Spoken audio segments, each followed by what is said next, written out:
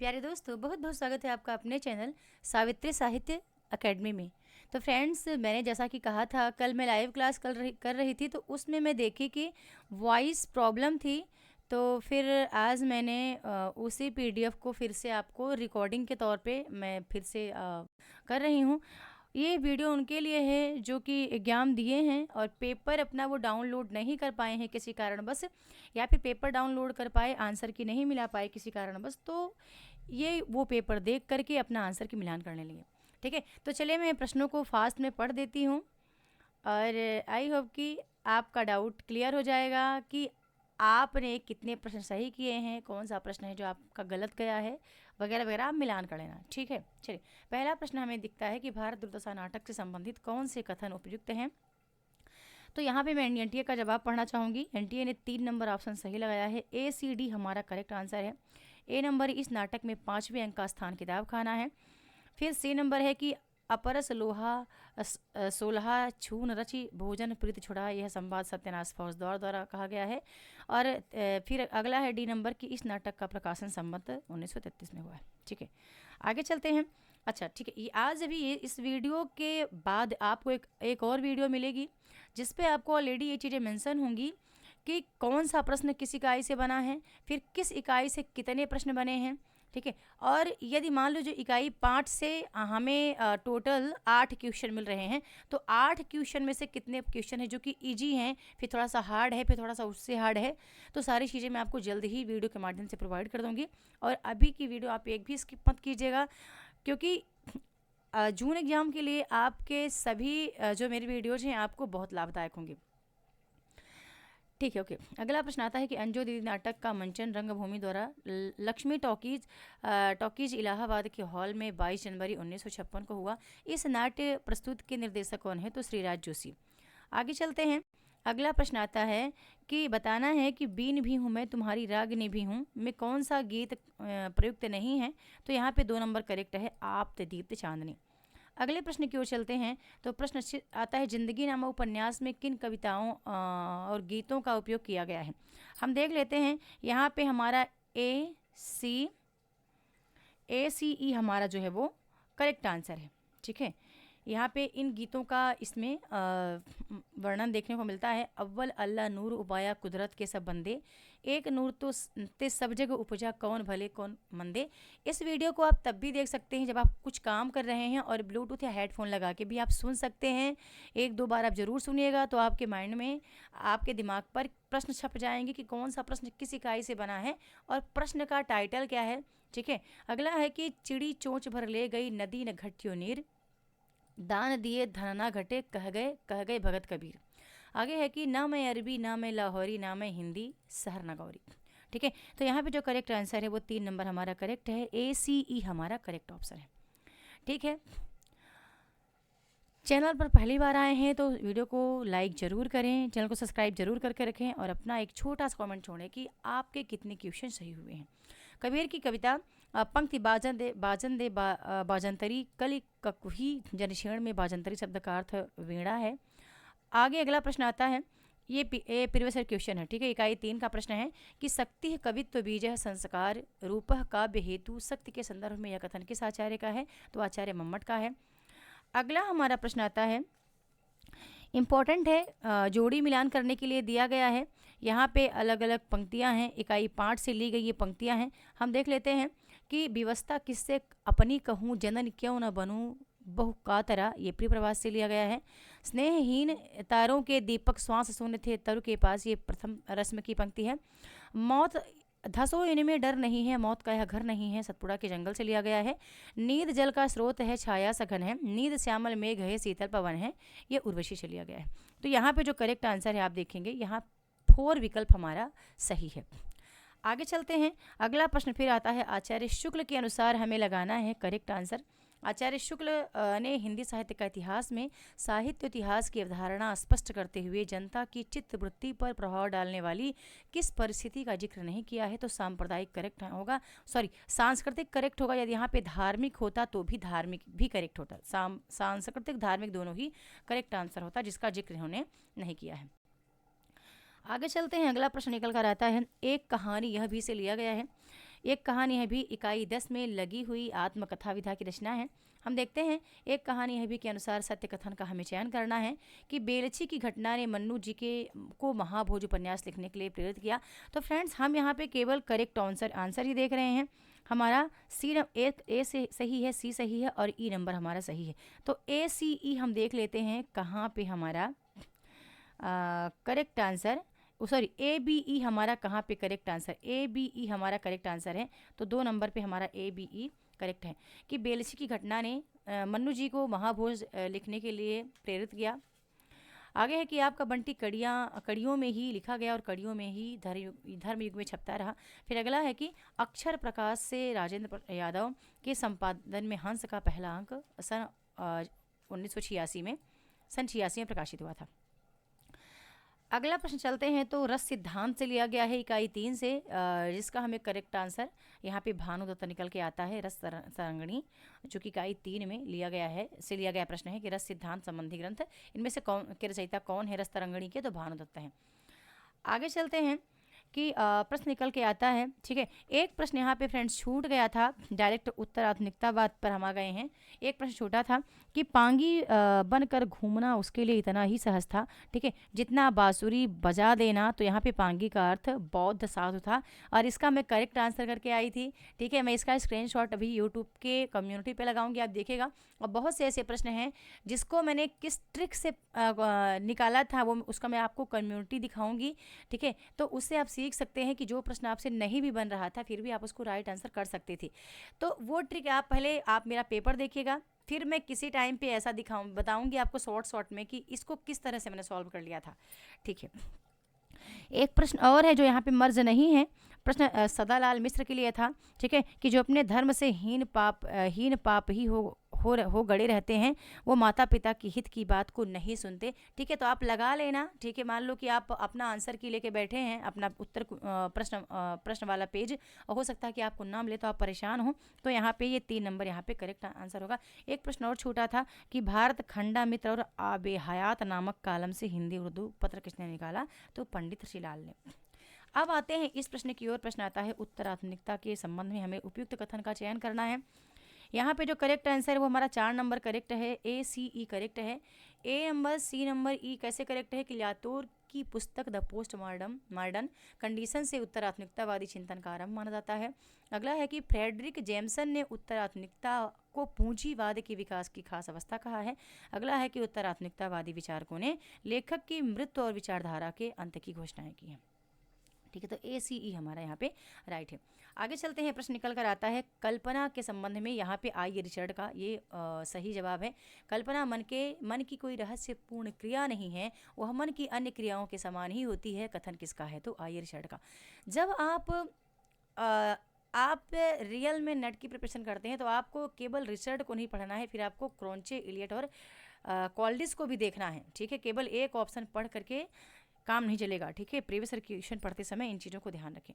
अगला आता है धूमिल के संबंध में प्रश्न है। धूमिल की नक्सलवाड़ी और मोचीराम से संबंधित प्रश्न है कि ये कविताएं कहाँ संकलित हैं। नक्सलवाड़ी, मोचीराम और आकार दर्शन तो संसद से सड़क तक में संकलित हैं। आगे चलते हैं, प्रश्न निकल कर आता है मिथक और प्रतीक और बिंब के संबंध में कि हमें सही कथन का चयन करना है। तो फ्रेंड्स, इसका करेक्ट आंसर है वो ए नंबर ही करेक्ट है। ए बी डी हमारा करेक्ट आंसर है। चलिए मैं इसको पढ़ देती हूँ। अरस्तु ने अपने ग्रंथ पोएटिक्स में मिथक का प्रयोग कथानक, आख्यान मूलक रचना और मनगढ़ंत कथा के लिए किया है। नगेंद्र लिखते हैं कि काव्य बिंब शब्दार्थ के माध्यम से कल्पना द्वारा निर्मित एक ऐसी मानस छवि है जिसके मूल में भाव की प्रेरणा रहती है। अगला है कि प्रतीक प्रतिरूप न होकर निरूपण होता है, कलाकार के भावों के प्रेषण का माध्यम होता है। आगे चलते हैं, अगला प्रश्न फिर हमारा निकल कर आता है, ठीक है। प्रश्न है कि आमुख, ठीक है, ये नया प्रश्न है। जो प्रश्न बिल्कुल नए हैं वो मैं आपको यहाँ पे दिखाती चली जा रही हूँ। आमुख के अनुसार कामायनी की कथा सृष्टि में जयशंकर प्रसाद ने किन पुस्तकों से सहायता प्राप्त की थी। तो यहाँ पे जो करेक्ट आंसर है फ्रेंड्स वो 3 नंबर करेक्ट है। सी डी ई हमारा करेक्ट है। शतपथ ब्राह्मण, छांदोग्य उपनिषद और ऋग्वेद, ठीक है, ये प्रश्न मैं आपको दिखा रही हूँ कि जो लोग नए मित्र हैं, पहली बार एग्जाम देना चाहते हैं जून सेशन के लिए, तो वो थोड़ा सा प्रश्नों से रूबरू रहें कि प्रश्न किस तरह से आते हैं, कैसे प्रश्न हैं जो जिसका कॉन्सेप्ट उनके पास नहीं है, या उनको इस कॉन्सेप्ट के लिए कहाँ संपर्क करना होगा।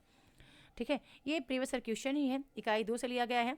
वाजपेयी जी का नया साहित्य नए प्रश्न आलोचनात्मक कृति है। ठीक है, श्याम सुंदर दास का साहित्य लोचन है। महावीर द्विवेदी का सुकवि संकीर्तन है, और नगेंद्र का विचार और अनुभूति है। इनको हम निबंध की श्रेणी में भी रख सकते हैं, क्योंकि कई ऐसे आलोचनाएं हैं जो निबंध हैं, और निबंध का ही उसी शीर्षक से आलोचना में रूपांतरित किया गया है। तो करेक्ट आंसर यहाँ पे हमारा 1 नंबर सही हो जाएगा। आगे चलते हैं, अगला प्रश्न फिर निकल कर आता है फ्रेंड्स, असाध्य वीणा से। असाध्य वीणा की कविताओं को आपको यहाँ पे क्रम लगाना था। यदि आप ये पकड़ पाते, कौन सा, यदि आप ये पकड़ पाते कि यहाँ पे जो हमारा सी नंबर है पहले आ रहा, राजन, जब वो आता है केस कंबली प्रेमबद आता है, राजन मैं तो कलावंतु हूँ नहीं शिष्य साधक हूँ, जब इसको आप पकड़ते पहली बात इसको, ठीक है, और फिर आप ए को पकड़ते, सी के बाद ए जो क्रम है ना, केवल एक जगह पे, ऐसा क्रम कहीं पे भी नहीं है। सी के बाद तुरंत ये आता है, फिर कहता है कि मैं तो, फिर कहता है कि किंतु मैं ही तो तेरी गोद बैठा मोद भरा बालक हूँ। ठीक है, तो ये आप पकड़ते तो आप यहाँ पे करेक्ट आंसर कर पाते। ठीक है फ्रेंड्स, आगे चलते हैं। लास्ट में बी आता है कि श्रेय नहीं मेरा कुछ, मैं तो खूब डूब गया था स्वयं सुने। कब ये लास्ट में बोलता है, जब वीणा बच जाती है, सबको अलग अलग स्वर में सुनाई देने लगती है, तब ये वाला संवाद आता है। ठीक है, तो ए ऑप्शन आपका करेक्ट है। आगे चलते हैं, अगला प्रश्न आता है निकल करके, एक कथन आता है गोदान उपन्यास से। गोदान इकाई 6 में लगा हुआ उपन्यास है। गोदान के अनुसार बेलारी और सेमरी में केवल 5 मील का अंतर है, और वह ज्ञान जो मानवता को पीस डाले ज्ञान नहीं कोल्हू है। यह कथन गोदान उपन्यास के पात्र ओमकार नाथ का है। तो जो करेक्ट आंसर है ए तो सत्य है, लेकिन हमारा जो ये कथन है वो असत्य है। तो 3 नंबर हमारे यहाँ पे करेक्ट आंसर हो जाएगा। आगे चलते हैं, निबंध संस्कृति और सौंदर्य से हमारा एक कथन लिया गया है, हम देख लेते हैं यहाँ पे क्या हमारा करेक्ट आंसर होगा। तो एनटीए के जो अभी आंसर दिए गए हैं उसी का मैं जिक्र कर रही हूँ। आज बस का समय हमारे पास और है, जो प्रश्न हमें डाउट लग रहे हैं उनका हमारे पास वक्त है कि हम उसको चैलेंज करें। संस्कृति और सौंदर्य में आए कुछ कथन यहाँ पे हैं, हम देखते हैं। ए बी डी हमारा करेक्ट है, ए करेक्ट है, बी करेक्ट है, और हमारा डी करेक्ट आंसर है। अशोक के फूल केवल फूल की एक कहानी नहीं, भारतीय संस्कृति का एक अध्याय है। तो बिल्कुल ये स्पष्ट कथन है, निबंध में हूबहू लिखा है। रविंद्रनाथ ठाकुर ने भारत को महामानव सागर कहा है, और प्रसाद ने रहस्यवाद शीर्षक निबंध में सौंदर्यानुभूति की परंपरा को पुनर्निर्मित के प्रयास करने का प्रयास किया। तो ये भी स्पष्ट कथन लिखा हुआ है निबंध में। आगे चलते हैं, अगला आता है तमस उपन्यास से। ये मुझे थोड़ा सा डाउट लगा, यहाँ पे एनटीए ने हर नाम से और बंतो अपने घर में पनाह देने वाली स्त्री को रमजान कहा, लेकिन जहाँ तक मुझे याद है अकरा की माँ लाजो मैंने पढ़ा था, अकरा शब्द यहाँ पे हर नाम और बंतों को पनाह देने वाले के लिए मैंने पढ़ा है।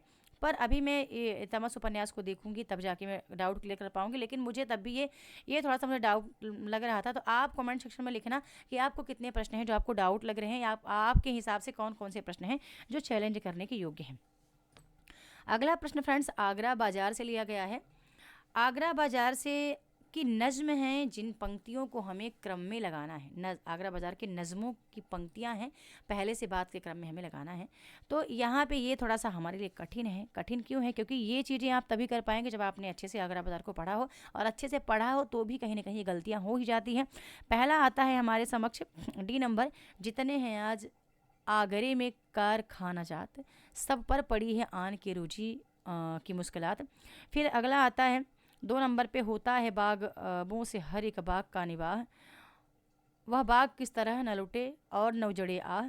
फिर हमारा आता है ए नंबर की, वह सुन के बोला बाबा खुदा तुझको खैर दे, हम तो न चांद समझे न सूरज है जानते।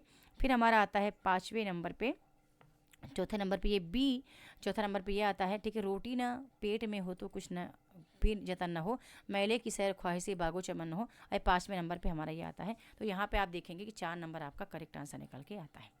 अगला प्रश्न जो है हमारा गोदान उपन्यास से फिर से लिया गया है। एक कथन है गोदान उपन्यास से, जिसका जो करेक्ट आंसर हम चयन करते हैं। तो यहाँ पे सरोज जो पात्र है, ये कथन उसका है।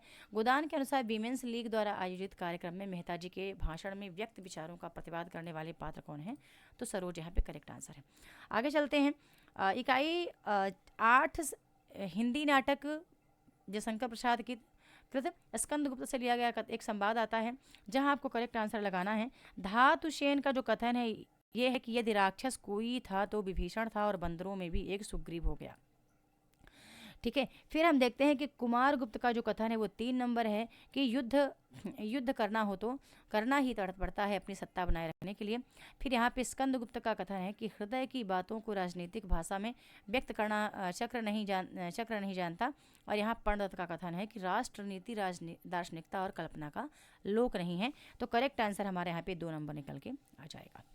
आगे जो प्रश्न है वो आता है नवजागरण, इकाई 4 से लिया गया है और इसको देख लेते हैं। यहाँ पे नवजागरण एक एवं स्वाधीनता आंदोलन से संबंधित घटनाओं को पहले की बाद के क्रम में आपको व्यवस्थित करना है। सबसे पहला जो आपके समक्ष आता है वो आता है सी नंबर, अंग्रेजी शिक्षा के पक्ष में मैकाले का प्रारूप। ठीक है, यहाँ पे आपका 3 नंबर करेक्ट आंसर है। बी आता है फिर बाद में कलकत्ता, मद्रास, बम्बई विश्वविद्यालय की स्थापना। फिर आता है ए नंबर प्रार्थना समाज की स्थापना। फिर आता है ई नंबर बंग भंग और फिर आता है तिलक को देश से निकाले जाने की सजा। तो हमारा 3 ऑप्शन यहाँ पे राइट है। अगला आता है प्रेमचंद्र घर में, जो कि इकाई 10 में ये लगा हुआ जीवनी है। शिवरानी जी प्रेमचंद की पत्नी है, उनके द्वारा लिखित है। प्रेमचंद घर के अनुसार हमें सत्य कथन का चयन करना है। यहाँ पे 4 नंबर हमारा राइट आंसर है। बी सी ई करेक्ट है, देख लेते हैं। बी सी और ई हमारा करेक्ट है। शिवरानी देवी की पहली कहानी साहस चांद में छपी। साहस कहानी का प्रकाशन 1924 है और प्रेमचंद की कहानी मोटे राम शास्त्री पर एक शास्त्री महाशय ने केस दायर किया। आगे मुक्त बोध की कविता अंधेरे में से लिया गया है। बताना है कि उपस्थित ऐतिहासिक पात्र कौन कौन से हैं। तो यहाँ पे जो करेक्ट आंसर है भैया, हमारा करेक्ट आंसर निकल के आता है 3 नंबर बी डी ई करेक्ट है, तालस्ताय, तिलक और गांधी। फिर आगे चलते हैं। फिर अगला प्रश्न हमारे पास निकल कर आता है। प्रश्न है मजदूरी और प्रेम निबंध से, जो यहाँ पे मेंशन नहीं हो पाया है, आप देख लेना उसको, यदि आपके क्रम में होगा तो देख लेना। उसका करेक्ट आंसर होता है किसान की मजदूरी और प्रेम निबंध में गुरु नानक का कथन भोले भाव मिले रघुराई किसके संदर्भ में है? तो किसान के लिए है। ठीक है, आगे चलते हैं। यहाँ पे प्रश्न आता है निकल करके कि सन 1936 में प्रगतिशील लेखक संघ की स्थापना हुई और उसी वर्ष उसके वार्षिक अधिवेशन के सभापति प्रेमचंद हुए।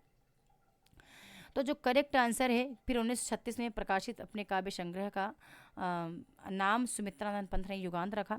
तो यहाँ पे ए आर जो दोनों हैं वो सत्य हैं, लेकिन आर ए की सही व्याख्या नहीं है। तो यहाँ पे 2 नंबर हमारा राइट हो जाएगा। फिर आगे चलते हैं और अगला प्रश्न हमारा निकल कर आता है। कहानियाँ हैं इकाई 7 में लगी हुई। ठीक है, कहानियों से यहाँ पे कथन है कुर्सी का कटवार, परिंदे, कानों में कंगना और राही। यदि आप ये करते यहाँ पे, ठीक है, आप देखते कि ऑप्शन नंबर जो चौथा है वो 3 नंबर पे करेक्ट हो रहा, केवल ये चौथा का 3 नंबर हो रहा। यदि ये आपने चयन किया होता तो आप इसका राइट आंसर तुरंत चुटकियों में निकाल पाते। आप वीडियो को पॉज करके देखना, ये 3 नंबर केवल एक जगह पे है, चौथा का 3 नंबर केवल एक जगह पे है, आप देख लेना। ठीक है, ये देखोगे चौथा नंबर है ना। ठीक है, चौथा का 3 नंबर आप इसे मिलाएंगे, आप मिला लेना एक बार इसको पॉज करके, तो आप यहाँ पे राइट आंसर फ्रेंड्स निकाल पाएंगे। आगे देखते हैं। अगला प्रश्न जो है वो साधारणीकरण से लिया गया है, वो PYQ ही है। ठीक है, प्रीवियस क्वेश्चन है। प्रश्न को देख लेते हैं। ये भी आपके लिए बहुत आसान था, यदि थोड़ा सा भी आप लगाए होते अपना दिमाग तो यहाँ पे निकल के आ जाता। एक तो ये कि भट्ट नायक के अनुसार काव्य और नाटक में अविधा व्यापार के उपरांत भावकत्व व्यापार के द्वारा विभाव, अनुभाव और संचारी भाव का साधारणीकरण होता है। ऐसा क्यों? क्योंकि आपको पता है भरत मुनि के जो नाट्य शास्त्र है उसमें जो रस की व्याख्या हुई है, विभावान भाव व्यभिचारी संयोगाद्र रस निष्पत्ति, तो उसमें एक भट्ट नायक हैं जो इस तरह उसकी व्याख्यान देते हैं। आगे जो हमारा निकल के आता है बी के बाद डी हमारा करेक्ट है। आचार्य शुक्ल का जो ये आलम्बनत्व धर्म का साधारणीकरण इन्होंने माना है, क्या माना है कि सहृदय का आश्रित्व धर्म के साथ तादात्म्य होता है, परिणामतः आलम्बनत्व धर्म का सामान्यीकरण होता है। इन दोनों का नाम साधारणीकरण है ये। और तीसरा ये कि डॉक्टर नगेंद्र के अनुसार साधारणीकरण न तो आश्रय राम का होता है, ना आलम्बन सीता का होता है, अपितु वह कवि की अनुभूति का होता है। तो ये प्रीवियस क्वेश्चन ही है, बहुत सारा पीवाई आपने पढ़ा होगा तो आप लगा पाएंगे, या तो ये पीडीएफ में ऑलरेडी मेंशन है मेरे। इस तरह की चीज़ें ऑलरेडी वहाँ पे हैं, तो 2 नंबर यहाँ पे हमारा करेक्ट आंसर हो गया। अब आगे चलते हैं। आगे एक निबंध है शिव मूर्ति, उस निबंध से लिया गया एक कथन है जो हमें लगाना है, ठीक है, कि यह संसार का जातीय धर्म है। यहाँ पे वीडियो ऑन है, ठीक है। यह संसार का जातीय धर्म है कि जो वस्तु हमारे आस पास है उन्हीं पर हमारी बुद्धि दौड़ती है। फारस, अरब और इंग्लिश देश के कभी जब संसार की अनित्यता की बात करेंगे तो कब्रिस्तान का नक्शा खींचेंगे, क्योंकि वहाँ उनके यहाँ शमशान नहीं होते, ठीक है। तो ये यहाँ शिव मूर्ति से लिया गया। काफ़ी मित्र यहाँ पे मुर्दहिया लगा के आए थे, अभी तो मैंने इसका कॉन्सेप्ट देखा नहीं, एक बार देख लूँगी तो करेक्ट कर दूँगी। वैसे भी मेरे संज्ञान में 5 प्रश्न हैं जो मुझे डाउट में लग रहे हैं, ठीक है। अगला है जो उसने कहा था, कहानी से लिया गया है, बहुत आसान है, आसान प्रश्न है। यदि आपने उसने कहानी को पढ़ा था तो आप लगा पाएंगे। 2-3 ऑप्शन यहाँ पे बिल्कुल करेक्ट आपको दिख जाते हैं। बी सी ई करेक्ट है, तो बी नंबर, सी नंबर, ई करेक्ट है। कि वजीरा सिंह पलटन का विदूषक था, वह बाल्टी से गंदला पानी फेंकते हुए जर्मनी के बादशाह का तर्पण करने लगता है। फिर अगला है कि सूबेदारनी ने अपने पति और बेटे को बचाने की गुहार लगाई। अगला है लहना सिंह ने 77 राइफल्स में जमादार हो गया था, ठीक है। तो यहाँ पे जो हमारा 3 नंबर है वो करेक्ट आंसर है, बी सी ई हमारा करेक्ट है। आप देख लेना, आप मिलान कर लेना। इन प्रश्नों को आप आज भी डाउनलोड कर लीजिए, आज के बाद आपको ये वेबसाइट पे प्रश्न नहीं दिखेंगे, ठीक है। आधे अधूरे नाटक के संबंध में आपको सत्य कथन का चयन करना है फ्रेंड्स। तो यहाँ पे जो करेक्ट आंसर है हमारा ए बी डी करेक्ट है, ए करेक्ट है, बी करेक्ट है और डी करेक्ट है। यह नाटक मौजूदा जीवन की विडंबना के कुछ घटन और सघन बिंदुओं को रेखांकित करता है। श्री ओमपुरी को यह समकालीन जिंदगी का पहला सार्थक हिंदी नाटक लगता है और आधे अधूरे आज के जीवन के एक गहन अनुभव खंड को मूर्त रूप करता है, ठीक है। तो हम देखते हैं कि ए बी डी हमारा कहाँ पे है, ए बी डी हमारा 2 नंबर पे है, जो कि करेक्ट ऑप्शन है। फिर आगे चलते हैं। अगला प्रश्न हमारा आता है, राम कुमार वर्मा के अनुसार हमें कविताओं का चयन करना है, जो कि बहुत आसान था। कैसे करते आप? यदि आपने एकांत संगीत और सतरंगिनी को आपने काट देते, आपने ए सी को काट देते, तो बी डी ई आपका करेक्ट आंसर निकल के आ जाता, और बी डी आप 3 नंबर पे देख रहे हैं, यहाँ पे है। आगे चलते हैं। अगला प्रश्न फिर हमारा निकल कर आता है। प्रश्न जो है वो है हमारा ईदगाह कहानी से। ईदगाह कहानी में उपयुक्त कथन का चयन करना है कि हमारा बी डी ई यहाँ भी सही है, ठीक है। बी सही है, डी सही है और ई सही है। देख लेते हैं कहाँ पे बी डी ई 3 नंबर पे है, ठीक है। हम देखते हैं कि महमूद ने सिपाही खरीदा, फिर सम्मी अपनी खंजरी हामिद से बदलना चाहता है, और बच्चे हामिद ने बूढ़े हामिद का पाठ खेला था। आगे फिर से परीक्षा गुरु का यहाँ पे क्रम लगाना था, बहुत आसान था। यदि आपने अकाल में अधिक मास, पता चला है कि आपको पहला प्रकरण आपको ये पहले आता है, ठीक है, ये आपको ऊपर आएगा, सबसे ऊपर आएगा, ठीक है। एक प्रकरण के बाद अकाल में अधिक मास आता है जब से आप प्रकरण 1 से प्रकरण 10 तक आएंगे, और ई नंबर केवल एक ही जगह पे है, और आपने ऐसा किया होता तो आपको रटने की आवश्यकता नहीं थी। परीक्षा गुरु को आप यूं ही इसको लगा सकते थे। मैंने आपको कहा है कि जब मैं पढ़ती हूँ तो मुझे पेज भी याद रहता है कि किस पेज पे कौन सी चीज़ें कहाँ पे लिखी गई हैं, ठीक है। तो इस तरह से ये आंसर मेरे लिए चुटकियों में सॉल्व करना था। ये आंसर मैंने सेकंडों में सॉल्व किया था। क्या नीड बस 10, ठीक है, क्या नीड बस 10, बस इसको मैंने देखा और तुरंत मैंने क्या भूलूं कि याद करूँ, यहाँ लगाया। क्या फिर नीड को मैंने यहाँ पे यहाँ लगाया, क्या नीड को यहाँ पे लगाया मैंने, क्या नीड, ठीक है। क्या भूलूं कि याद करूँ, पहला है थोड़ा सा यहाँ पे, हाँ। फिर इसके बाद नीड का निर्माण, फिर हमारा दूसरा खंड है, ठीक है, दूसरा खंड है। फिर इसके बसेरे से दूर तीसरा खंड है, और चौथा खंड है हमारा 10 द्वार से सोपान तक, ठीक है। तो यहाँ पे जो 3 नंबर है वो हमारा करेक्ट आंसर है। आगे चलते हैं। मुक्तिबोध की कविता से एक मुक्तिबोध की के लिए मैंने ये पढ़ा था कहाँ पे, एक वो क्या बोलते हैं उनकी एक डायरी विधा की रचना, अरे आवर रहेगा याद नहीं, मुक्तिबोध, अरे आवर रहेगा तो अजय का है, ठीक है। मैंने इनके लिए पढ़ा था, ये कोई पंक्ति कि इन्होंने श्रीकांत, क्योंकि इनकी जब इनका जब देहांत होता है तो उसके बाद की काफ़ी कृतियों का जो संपादन कार्य था वो श्रीकांत वर्मा ने ही संभाला था। ये दोनों तो बिल्कुल इनसे संबंधित हैं। शमशेर जी काफ़ी चीज़ें इनके बारे में कहते लिखते हैं, लेकिन ये जो यहाँ था वो केवल श्रीकांत वर्मा के लिए था। और ये मैं अपना आपको आंसर की जो मेरा है ना वो मैं आपको दिखाऊंगी। ये खैर मेरी ही आंसर की है, ठीक है, बट मैंने इसको पीडीएफ में कन्वर्ट किया है कि ताकि बहुत बड़ा बड़ा ना दिखे और ये मुझे सॉल्व करने में आसानी लगे। बाकी वैसा था तो बहुत छोटा दिखता था। ठीक है, तो कैसे मैंने इसको राइट किया। मुक्तिबोध ने साहित्य की हर विधा को इतना तोड़ दिया है कि रचना स्वयं अपने मूल्यों को ललकारने लगती है। कविता बढ़ते बढ़ते डायरी हो जाती है और डायरी चलते चलते कहानी हो जाती है। ठीक है, तो ये करेक्ट आंसर है यहाँ पे श्रीकांत वर्मा। आगे एक प्रश्न आता है जो कि इकाई 8 से है, बकरी नाटक से लिया गया प्रश्न है।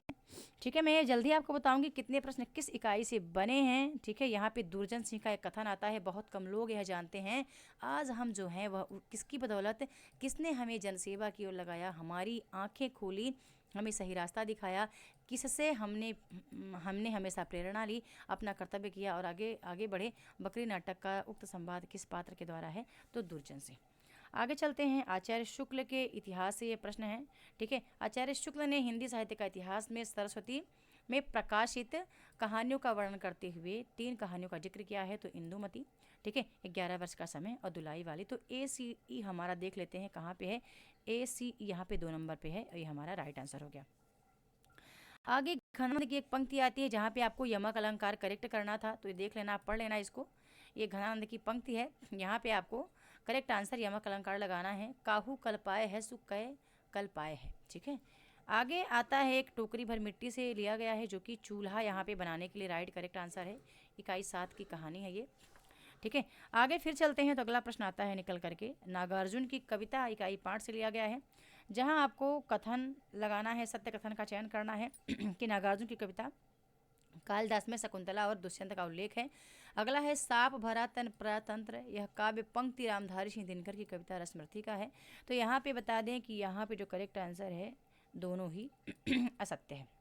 ठीक है, आगे प्रश्न है जो वो इकाई 4 का है। ठीक है, बहुत बार आ चुका है ये। ठीक है, ब्रह्म समाज के बारे में बहुत बार बातें आ चुकी हैं, लेकिन हम यहाँ पे एनटीए का जो करेक्ट आंसर लगा लेते हैं। ADE एनटीए ने बताया है कि ADE हमारा करेक्ट आंसर है। ठीक है, AD और ये हमारा करेक्ट आंसर है। आपको कथन नहीं चयन करना था।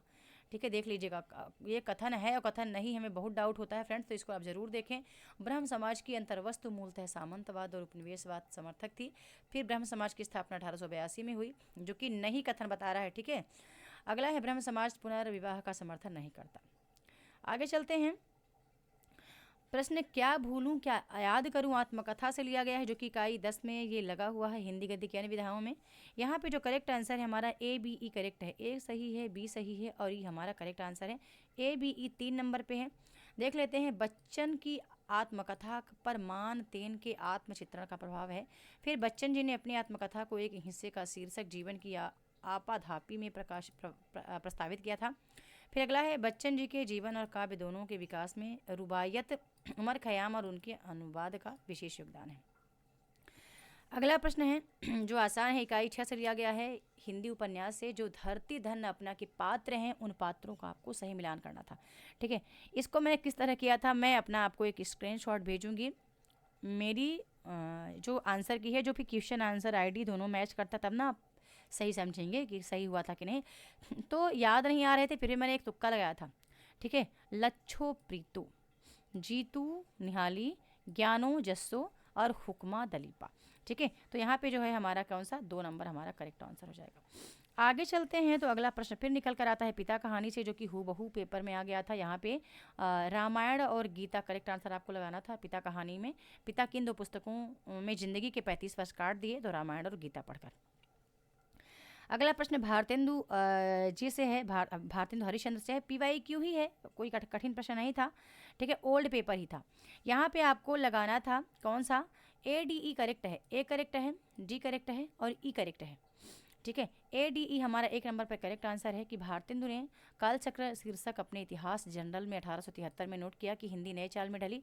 फिर हमारा डी है कि भारतेंदु 1881 में भारत मित्र के संपादक को अपनी कविता प्रकाशनार्थ भेजते हुए खड़ी बोली के लिए साधु भाषा का प्रयोग करते हैं। भारतेंदु ने भाषा के बारे में लिखा है कि ये तो इनके निबंध में भी है कि परदेसी वस्तु और परदेसी भाषा का भरोसा मत रखो, अपने देश में अपनी भाषा की उन्नति करो। ठीक है ना। आगे चलते हैं तो फिर से रीतिबद्ध काव्य धारा के संदर्भ में एक प्रश्न निकल कर आता है, हम उसको देख लेते हैं कि इन पंक्तियों को हमें कैसे पकड़ना है। ठीक है, तो यहाँ पे जो पंक्ति है ACD करेक्ट है, A करेक्ट है, C करेक्ट है, D करेक्ट है। ब्रजभाषा रुचिर कहे सुमित सब काई। फिर अगला है आखिर में अलसान चितौन में मंजू बिलासन की सरसाई। अगला है बेग ही बूढ़ गई पखियाँ अखियाँ मधु की मक्खियाँ भई मेरी। ठीक है, तो यहाँ पे आप 4 नंबर करेक्ट आंसर ACD आप करेक्ट आंसर लगा सकते हैं। आगे देखते हैं इकाई 3 का प्रश्न है। इकाई 3 में आपको जो इकाई 3 के पाश्चात्य विद्वान हैं उनकी रचनाओं का आपको क्रम लगाना है। यदि आपने जरा भी पकड़ा होता क्या पकड़ा होता कि आइए रिचर्ड का प्रैक्टिकल क्रिटिसिज्म है और 2 नंबर पे केवल एक ही है, तो आप 4 नंबर अपना राइट आंसर निकाल सकते थे 2 सेकंड में। ठीक है, बाकी आप मिलान कर लेना, मैंने आपको एक ट्रिक बताया है, ये पकड़े होते तो आप लगा सकते थे। यहाँ पे ये PYQ है। ठीक है, आधे अधूरे के लिए अंधेर नगरी के लिए ये PYQ है, सत्य प्रकाश मिश्र का ये कथन है। ठीक है, ये पहले भी प्रश्न आया हुआ है, आप देख लेना इसको, यदि आपने PYQ अच्छे से पढ़ा है तो भी आप इसको आप बता सकते हैं। अगला राम की शक्ति पूजा को आपको क्रम में लगाना था। ये भी आपके लिए आसान था, तब आसान था जब आप ये पकड़ लेते कि जो A नंबर है वो लास्ट में आता है। कैसे? ये लास्ट में कि शक्ति की करो कल्पना, लेकिन आप पकड़ेंगे एक प्रश्न ये आता है कि अन्याय जिधर है उधर शक्ति, फिर शक्ति की करो कल्पना। ठीक है, तो डी के बाद ए केवल एक जगह पे था, डी के बाद ए केवल एक जगह पे था। यदि ये आप पकड़े होते तो आप यहाँ पे राइट आंसर कर लेते। ये आप मेरे कोर्स में ही आके सीख सकते हैं ये चीज़ें, एलिमिनेट मेथड ना, कि कौन सा आपको एलिमिनेट करना है, एलिमिनेशन मेथड आप वहीं सीख सकते हैं। यदि इतना आपने पकड़ा होता तो आपको इतना अच्छा था। आप ना भी पढ़े होते, आप बहुत कम पढ़े होते, तब भी आप इसको सही से कर पाते। ठीक है, आगे चलते हैं। तो आगे हमारा फिर से एक प्रश्न आता है, इकाई 3 का लिया गया प्रश्न है वो, आपको फिर से पाश्चात्य विद्वानों का सही अनुक्रम लगाना है। ये भी आप यदि यहाँ पकड़ते किसको, आप पकड़ते इलियट को, ए नंबर केवल एक जगह पे है और यहाँ पे है, तो आप चुटकियों में आंसर निकाल पड़ते कि इलियट बाद में सबसे लास्ट में 1893। ठीक है, 1893 की 1888 कुछ 88 कुछ होगा, देख लेना, ऐसा मुझे जैसे याद नहीं आ रहा, लेकिन मैं मेरा पेज याद करती हूँ। पेज में सबसे ऊपर आप देखना, मेरा PDF मुझे याद है, लोनजानस सबसे ऊपर आएंगे। ठीक है, इसके बाद आपको ड्राइडन आते हैं, इसके बाद आपको विलियम्स आते हैं, फिर रिचर्ड आते हैं, फिर हाँ 1893 की कुछ है जो कि रिचर्ड के बाद इलियट आए हैं। ठीक है ना, तो भी आप इसका आप करेक्ट आंसर निकाल सकते थे चुटकियों में। आगे चलते हैं, अगला है जो वो हमारा लिया गया है प्रश्न किससे, अंधा युग नाटक से। हमें सत्य कथन का चयन करना है यहाँ पे अंधा युग नाटक से। अब ये प्रश्न तो कई बार इस तरह से बने हैं, लेकिन वहाँ पे टॉपिक जो है वो थोड़ा बहुत नया है, बाकी ये प्रश्न आया हुआ है। तो हम देखते हैं कि A सही है, C सही और हमारा D यहाँ पे सही है। धर्मवीर भारती के अनुसार यह काव्य रंगमंच को दृष्टि रखकर लिखा गया था। C नंबर है, C हमारा है। आप देखेंगे कि आप जब आप यहाँ पकड़ते कि C नंबर केवल 2 जगह पे है और C में आप श्योर थे कि यह घटना कब, महाभारत के 18वें दिन की संध्या को लेकर कृष्ण के मृत्यु तक ये चली थी। तो यदि आप C पकड़ते तो आप इन दोनों को फिर छोड़ देना था, आप यहाँ पे कोई काम ही न करते, इन दोनों पे काम ही नहीं करता था, आपको यहाँ काम करना था।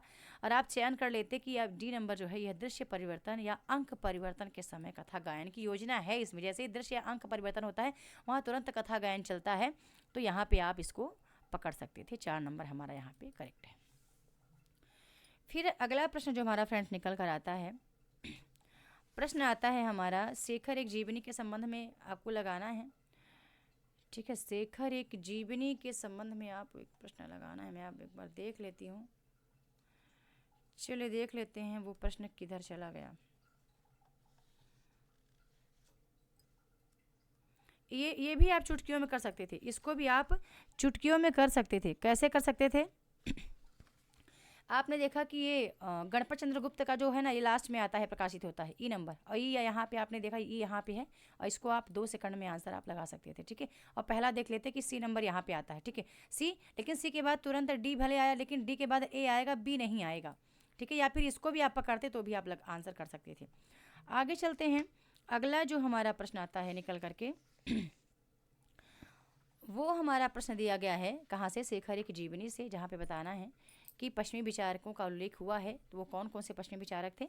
वहाँ पे हमारा करेक्ट है ए नंबर सही है, फिर सी नंबर सही है कार्ल मार्क्स नीत्शे, और यहाँ पे हमारा डी नंबर सही है त्रातस्की, तो ए हमारा बिल्कुल करेक्ट आंसर है। अगला जो प्रश्न है हमारा वो अनुकरण को लेकर के है, इकाई 3 में अनुकरण को लेकर के प्रश्न है। प्रश्न आता है कि अनुकरण का आशय है ऐसे प्रभाव का उत्पादन जो किसी स्थिति, अनुभूति अथवा व्यक्ति के शुद्ध प्रकृति के रूप में उत्पन्न होता है। कथन बताना है किसका है, तो यहाँ पे प्रोफेसर गिलबर्ट मरे का, एनटीए ने हमें उत्तर दिया है। आगे है प्रताप नारायण का के निबंधों से प्रश्न है। काफ़ी लोगों को डाउट लग रहा था ये प्रश्न कि, ठीक है काफ़ी लोग हैं ना जो ये डाउट में प्रश्न था उनको कि ये थोड़ा सा मुझे भी डाउट लगा था। एनटीए ने जो जवाब दिया है वो 4 नंबर दिया है। ऐसा नहीं कि भारत दुर्दशा मैंने नहीं पढ़ा, भारत दुर्दशा मैंने पढ़ा है, इनके लिए भी, किसके लिए, प्रताप नारायण मिश्र के लिए भी मैंने पढ़ा है, ठीक है। कल कौतुक, कल प्रभाव, कौ संकट, ये पढ़ा है मैंने इनके लिए भी। यहाँ पे ये हमारा ये करेक्ट आंसर यहाँ पे बी डी ई करेक्ट है, पर एक बार मैं अच्छे से देखूंगी तो ही मैं कुछ विचार कर पाऊंगी, ठीक है। बाकी ये तो सही है, डी नंबर बिल्कुल सही है, बी नंबर भी सही है, पर इसमें थोड़ा सा डाउट था इसको लेकर के, लेकिन पढ़ा है मैंने इसके बारे में, इनके बारे में के लिए पढ़ा था, तो चलो ठीक है, देख लेते हैं बाद में। बाकी करेक्ट आंसर है मेरे ख्याल, मैं बिल्कुल श्योर हूँ करेक्ट आंसर है। अगला PYQ का बहु प्रश्न आ गया था, यहाँ पे लगाना था भवानी प्रसाद मिश्र की कविता सतपुड़ा के जंगल के लिए गोंड जाती। आगे चलते हैं, तो फिर एक अगला प्रश्न निकल कर आता है जो कि भारतीय काव्यशास्त्र से है, इकाई 3 से लिया गया है, और मैं आपको जल्द ही ये शेयर कर दूंगी कौन सा प्रश्न किस इकाई से कितना बना हुआ है, ठीक है। तो ये भी PYQ है PYQ है, क्यों, अब ये PYQ हूबहू नहीं रखा गया है, चीज़ें थोड़ी सी बदली गई हैं। यहाँ पे ABD हमारा करेक्ट है, ठीक है, हमारा जो है ABD, यहाँ 3 नंबर हमारा करेक्ट है, A करेक्ट है, B करेक्ट है और D करेक्ट है, ठीक है। जगन्नाथ के अनुसार अलंकार काव्य की आत्मा व्यंगार्थ ध्वनि में रमणीयता उत्पन्न कर देते हैं। फिर वामन के भी है कि मम्मट के अनुसार नियति वर्णों का रस विषयक व्यापार वृत्ति या रीति कहलाता है। वामन के अनुसार सहृदय पर आधारित गौड़ी लक्षणा वक्रोक्ति अलंकार कहलाता है। तो 3 नंबर हमारा ABD करेक्ट है। आगे चलते हैं, आगे भी एक प्रश्न है, आसान है, हंटर यहाँ पे करेक्ट आंसर था, ठीक है। एशिया के हरे भरे धर्म जैसे ही वे पश्चिमी विज्ञान की वास्तविकताओं के संपर्क के लिए लाए जाते हैं, सूखी लकड़ियों का ढेर मात्र रह जाते हैं। आगे जो है वो जन्म वर्ष लगाना है, प्रीवियस क्वेश्चन है, तो आसान था आपके लिए, इसको आप देख लेंगे। यदि आपने क्या चयन किया होता, यहाँ पे सरदार पूर्ण सिंह पहले आते हैं, ठीक। फिर सी के बाद ई आप कहाँ पे देख रहे हैं, केवल एक जगह पे है, सी के बाद ई केवल एक जगह पे है, और आप यहाँ पे करेक्ट आंसर आप निकाल पाते ओके। आगे चलते हैं, अमृतसर आ गया कहानी से कथन है। ये भी आपके लिए आसान था, क्योंकि आप देखेंगे जो घटना चलती है, सबसे पहले घटना कहाँ चलती है, सी नंबर काले बाबू काले खाले, मतलब खाले को बोलता है काले बाबू ताकत आएगी आम जैसा हो जाएगा, ठीक है, इस तरह से कथन आता है। फिर आपको देखेंगे कि इसके बाद तुरंत ई नंबर आता है, बंद करो, वहाँ पे एक घटना आती है जहाँ पे काफ़ी लोग चढ़ रहे होते ट्रेन में, बंद करो जी दरवाज़ा, बिना पूछे चढ़े आते हैं, अपने बाप का घर समझ रखा है, मत घुसने दो, क्या करते हो धकेल दो। लेकिन जब ए नंबर पे आप जाएंगे, ये वाला तो आप पकड़ लेंगे, ठीक है। सी के बाद ई के बाद ए नंबर पे केवल एक जगह पे है, ये देखो यहाँ पे, तुम्हारे दिल में दर्द मर गया है, छोटी सी बच्ची उसके साथ थी, बेरहमो तुमने बहुत बुरा किया। तो आप यहाँ पे करेक्ट आंसर बहुत जल्दी चयन कर सकते थे। अगला प्रश्न बहुत आसान था आपके लिए, प्रीवियस क्वेश्चन ही था, बताना था कुमारपाल प्रतिबोध, तो सोम प्रभु सूरी का है। अगला प्रश्न भी आपके लिए आसान ही था, यदि आप इस तरह से चयन कर पाती। इस बार क्या था, काफ़ी टाइम लोगों के पास समय कम था, ठीक है। मारवाड़ी का अजमेर, हड़ौती का आ जाएगा आपका कोटा, लोढ़ाड़ी का जयपुर, और इसका हो जाएगा अलवर का मेवाती, ठीक है। तो यहाँ पे आप एक नंबर हम लगा सकते थे। अगला प्रश्न और भी आसान था, यदि आपने थोड़ा बहुत भी समझा रहा होगा, तो राम की शक्ति पूजा, मेरे राम का मुकुट भीग रहा है निबंध में, ये संगीत के कार्यक्रम में जाते हैं मेहमान रात्रि में। आगे अगला प्रश्न तो आपके लिए थोड़ा सा आसान है, यदि आप इसको थोड़ा बहुत पढ़े होंगे तो अजय की त्रिशंकु आत्मनिपद अद्यतन और संवत्सर आदि पुस्तकों में उनका आलोचनात्मक परक चिंतन और वैचारिक साहित्य संकलित है। कथन सत्य है, लेकिन ये कथन असत्य है कि मुक्तिबोध की कृत एक साहित्य की डायरी का धारावाहिक प्रकाशन हंस में हुआ है। तो ये हमारा यहाँ पे राइट आंसर निकल के आ जाता है। हम जब आगे चलते हैं और अगले प्रश्न की ओर देखते हैं तो बहुत आसान था, सबसे बना होगा चंद्रगुप्त का। ये जो चतुर्थ अंक है वो 14 दृश्यों में विभक्त है। अगला प्रश्न भी आपके लिए बहुत आसान था फ्रेंड्स। यहाँ पे करेक्ट आंसर आता है हमारा क्या, वजीराबाद। अमृतसर आ गया। कहानी में किस स्टेशन के बाद हिंदू सिख मुसाफिरों की चुप्पी गहरी हो गई, तो वो वजीराबाद स्टेशन था। ठीक है, ये पंक्तियाँ जरूर आपको डाउट कर सकती थी। क्यों डाउट कर सकती थी? क्योंकि आपको पता है कहन श्याम संदेश एक में तुम पे आयो, कहन समय संकेत कहूँ अवसर नहीं पायो, तो ये नंददास की पंक्ति है। हो सकता है कि इसमें डाउट रहा होगा। अगला आता है, हो सकता है यहाँ भी आपको डाउट रहा होगा, मतलब सोच विचार के आपको आंसर करना रहा होगा। ठीक है, कि सदा दर्श कहाँ से प्रकाशित होती है, दिल्ली से। फिर आगे आते हैं तो ये सज्जन कीर्ति सुधाकर उदयपुर से प्रकाशित होती है, सदा तार मातरण यहाँ पे जयपुर से, और आय दर्पण यहाँ पे शाहजहाँपुर से। ठीक है ना, कुछ गड़बड़ है हुआ क्या? नहीं, गड़बड़ नहीं है, सही है। ठीक है, आप यहाँ पे 3 नंबर देख लेना, 3 नंबर यहाँ पे करेक्ट आंसर। आगे चलते हैं, फिर अगला प्रश्न निकल कर आता है, मैला आंचल से लिया गया है। यहाँ पे कथन दोनों ही गलत हैं। ठीक है, दोनों ही कथन गलत हैं, आप इसको पढ़ लेना एक बार। मैला आंचल का कथन है। अगला प्रश्न निकल कर आता है, कुबेर नाथ रॉय के निबंधों को लेकर प्रश्न है फ्रेंड्स। देख लेते हैं कुबेर नाथ रॉय के निबंधों में क्या क्या चीज़ें हैं। ए सी डी करेक्ट है, ए करेक्ट है, सी करेक्ट है, डी करेक्ट है। कुबेरनाथ रॉय के निबंधों का मूल स्रोत लोक जीवन, लोक संस्कृति और लोक शब्दावली है। कुबेरनाथ रॉय के निबंधों में मिथकों के प्रति गहरा आकर्षण है।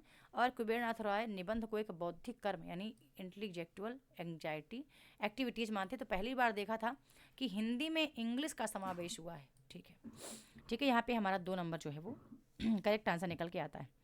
ठीक है, अगला प्रश्न आपके लिए आसान था क्योंकि ये परिंदे कहानी से लिया गया था। ओह पहले अच्छा, उर्वशी पात्र आ गया।